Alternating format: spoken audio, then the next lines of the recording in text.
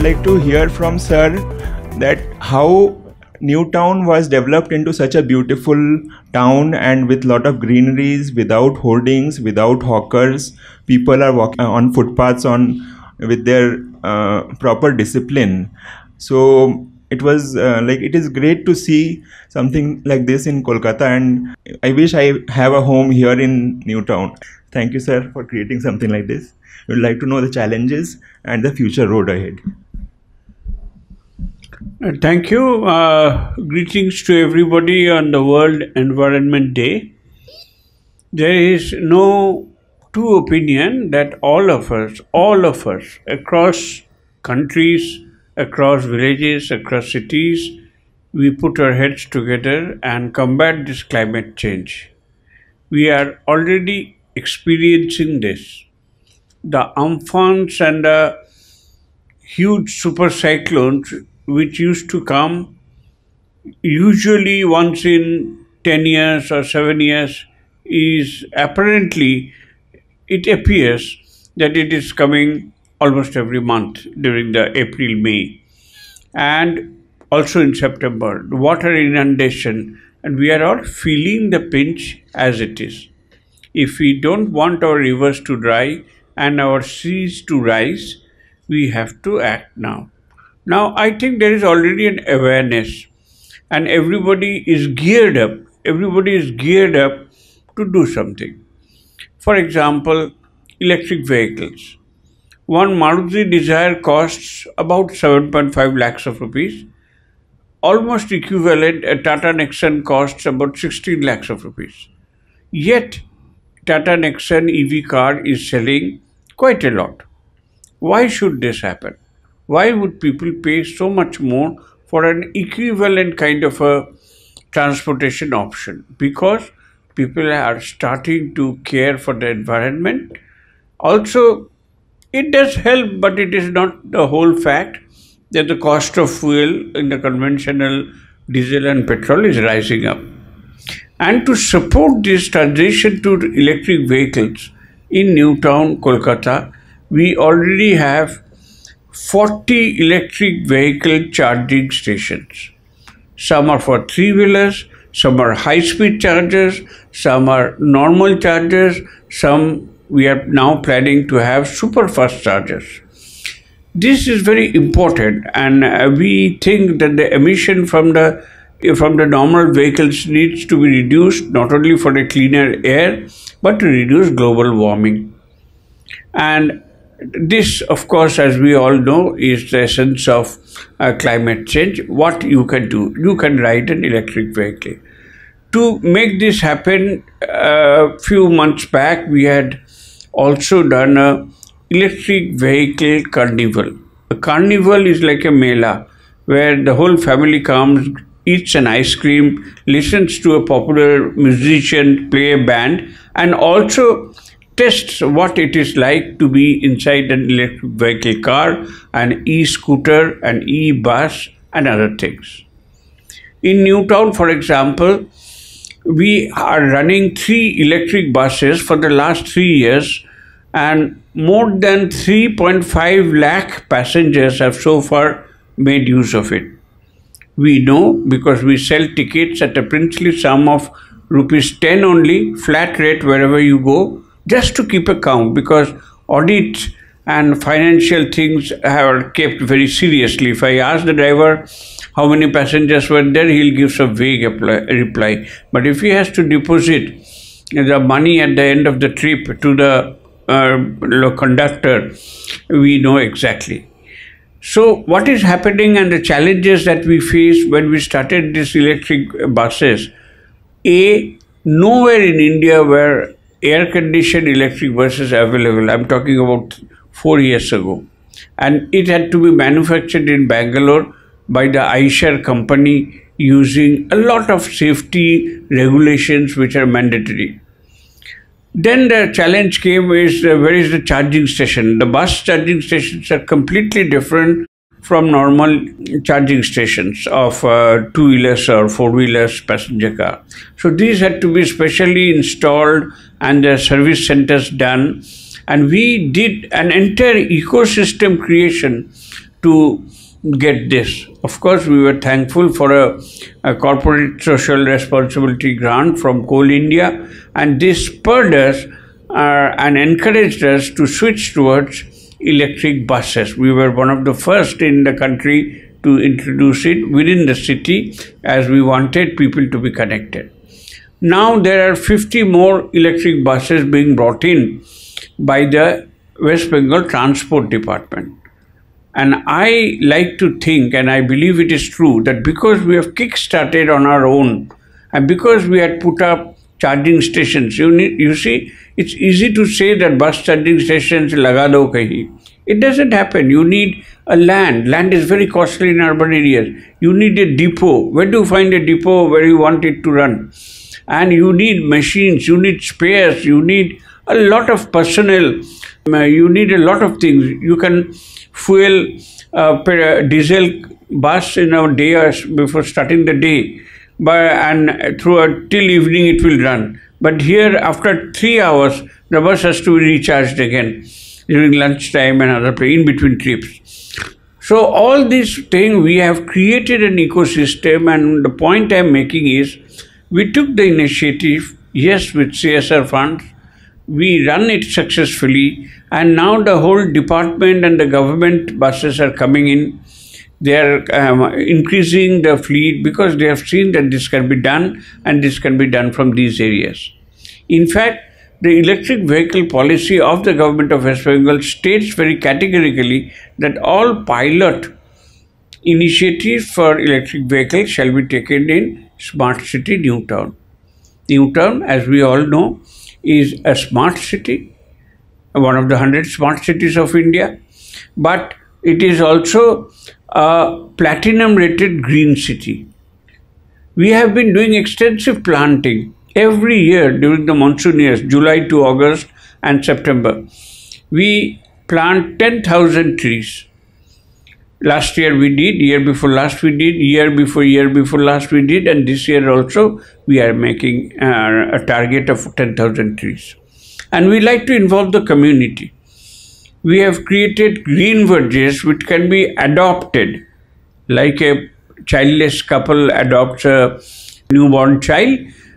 So corporates and other people can adopt a green verge and tend it and take care. It's not only NKD that has to take care.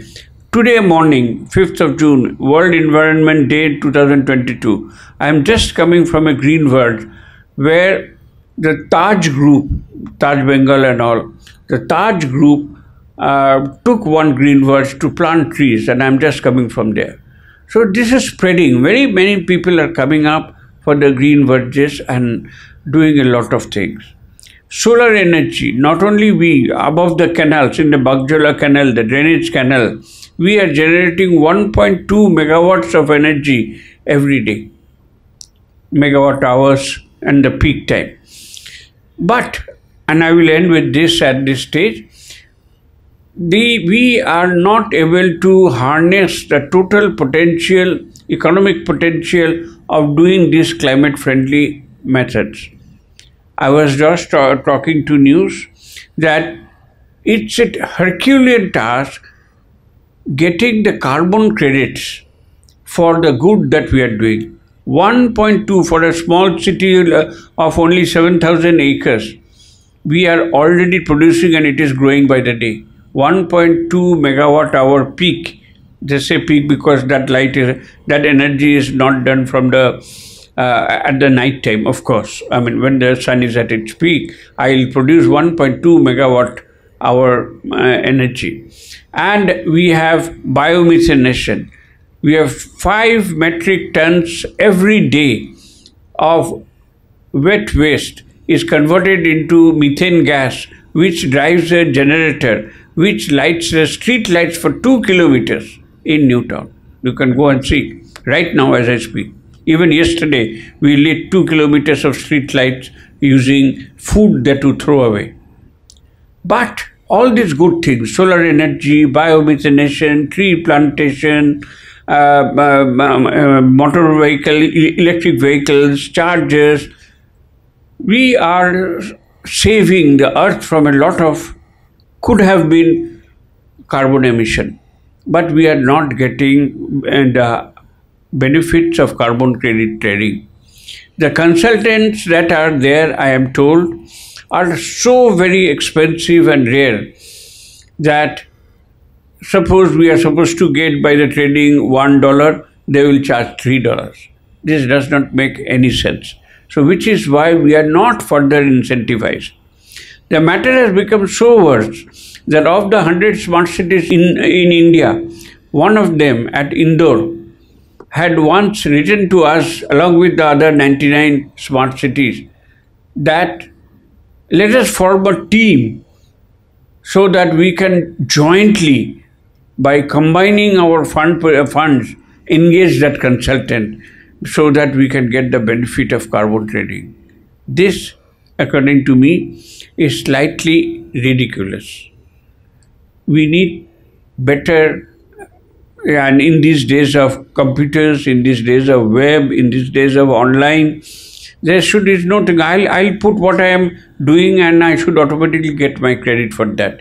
If it is done, if some NGOs, if some organization, if some department takes care of this, I am sure many people will be more incentivized, not by taking taxpayers' money, but by harnessing the polluter pay principle. Suppose in Germany or in China, who has to buy carbon credit so that he has to fulfill certain obligations. This mechanism, if somebody can come forward to take Indian initiatives forward, it will be a really good thing for climate change. Thank you. Thank you, sir. It is really great. What I think is we can have our own community where we can create our own carbon credits instead of relying on somebody in US, and do it on our own. Why do we depend on US people to exchange carbon credits? And globally, like, it could be a Reserve Bank of India kind of a thing where... Okay. Thank you, Ideazfirst, Honorable Sir Debashis Sen. It's a wonderful thing to share DAS with him, because I've known him for quite a long time, and is doing wonderful work in Newtown, and we have also partnered with Nature Environment Wildlife Society, with HIDCO authorities in improving the biodiversity of certain areas. Now, the topic that is of today, that is the climate change, and what Sir was telling, actually this is a really deepening crisis, and as we all understand that every one of us have to work together. Just before that, sir, as explained, I have in my PPT one this carbon finance model also, how we can take use of that. It is complicated, sir, but we can take use of that, because I know people, we have been working on this climate finance model for last 12 years, and our project is registered with the UNFCCC. Anyone can go and see. They come from there and they go to Sundarban for validation, verification of the credits. But as you said, still the policy, the way it is done is a bit complicated, because you can sell the car, like you said, you have generated certain credits, and there are buyers who, whatever, even if they cap the policies, because we are NGOs, we are really not very keen on this polluters principle, that you go on polluting somewhere and you go on planting here. This is a very bad thing. So we never go for organizations which do not have a capping policy. So you have to have a capping policy, right, that you are reducing your GHG emissions, and at the same time, even if you produce something, you are getting from one place to another, you need the transport, so there is always a carbon emission. So for that carbon offset strategy, we can take part in the carbon credit. So that's our mandate, that we cannot just go on with the polluters pay principle. We will have a capping policy for that company, and also we can, because they have to do business, and it will have certain carbon emissions, and if they want the credits, it's fine with us. So the thing is that now after COP26 Glasgow, when we have decided that 1.5 degrees centigrade is what we have to really achieve in order to limit the future climate change, there now the market, voluntary carbon market, has become very strong. And there are people who is like, you are the owner of the credits, there is a middleman in between who will connect the buyers with the producers, and the buyers are now paying for the cost of the getting the credits. So that is wonderful news. Yes, right. And I hope it is true. Yeah, and I think that I will try to connect you to people, and so that this can be done, because it's really important that we do it. Science has established that it's mostly the anthropogenic activities which are responsible for the global warming that we are facing for last 400 years. What's happening, it's not the climate change that happens over 1 billion years. It's not that. We are having something totally different from last 400 years. An IPCC report of 2021, just before COP26 in Glasgow, totally sets it in stone that it is totally the anthropogenic activities. And it has also showed that in many aspects, some of the aspects of climate change, like sea level rise, is irreversible. We cannot reverse it now. So sea level rise is something which is irreversible now at this point of time. Now, so if we look at, we all understand here, so I don't want to go into that why climate change and all. So if we have to, this carbon oxide, so this typical, the model of the carbon dioxide component. So if we look at the remaining carbon budget, we have already emitted 2560 billion equivalent tons of carbon dioxide since 1750. And as we, all the governments all over the world, 182 governments have decided in Glasgow that we really want to limit it to 1.5 degrees centigrade, then we have only a budget of 500 more in order to make it happen. So if we look at this typical IPCC, the thing, you can see that if 1.5 degrees centigrade, if we want to limit, we have only 500 gigatons of carbon dioxide that we can really go for. And if we have to go for 2 degrees centigrade, which is again a red thing, because that is going to again create lot of human, I would say, lot of effects on the human population in the world, then we only have around 1200 gigatons of carbon dioxide left that we can really emit in these coming years. So the situation is not very good, that I would say. But what can we do? So the main thing is that we have to increase the carbon sequestration part, and we have to decrease the greenhouse gas emissions part. Like sir was telling, in the smart city, whatever the beautiful steps they have taken to reduce. So simultaneously this has to be done, that we have to reduce the GHG emissions and also increase the carbon sequestration part. And as a conservation practitioner, I feel that it requires a transformation. It doesn't require a change. This change can come through transformations, and it has to be on our socio-cultural, like every choice we make. How do we drink, what we wear, how do we go about, every choice is important in this respect. And so this transformation needs changes in the socio-cultural aspect, in the technological aspect, of course in the economic aspect, because how do we want to take it? We have to go beyond the existing development scenarios like we have.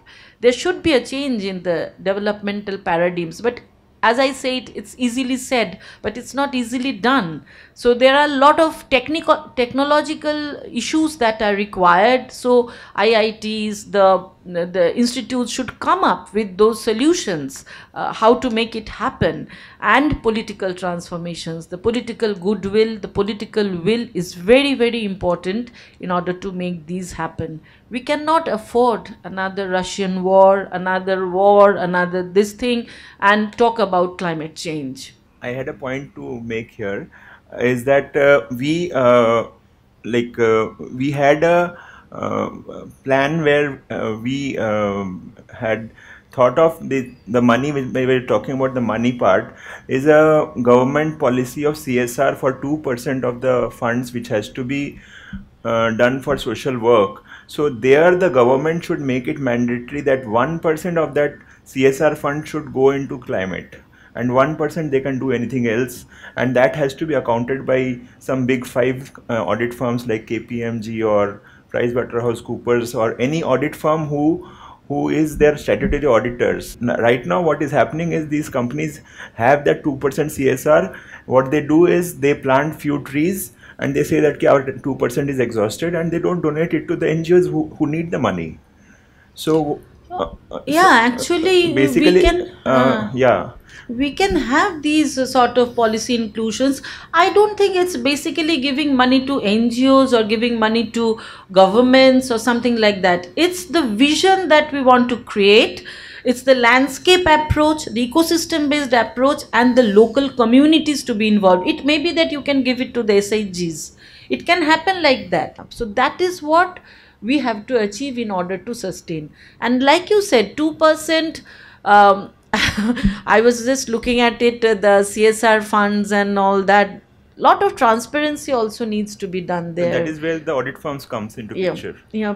A third party audit has to be done, and which has to be very strict. Yes. It cannot be manipulated. Exactly. Now the big companies are having their own foundations and they are managing things on their own. So let it be on a more transparent scale is what we can really think about, because 2% of CSR is a very big money. Yeah. It's a very big money for a country like India.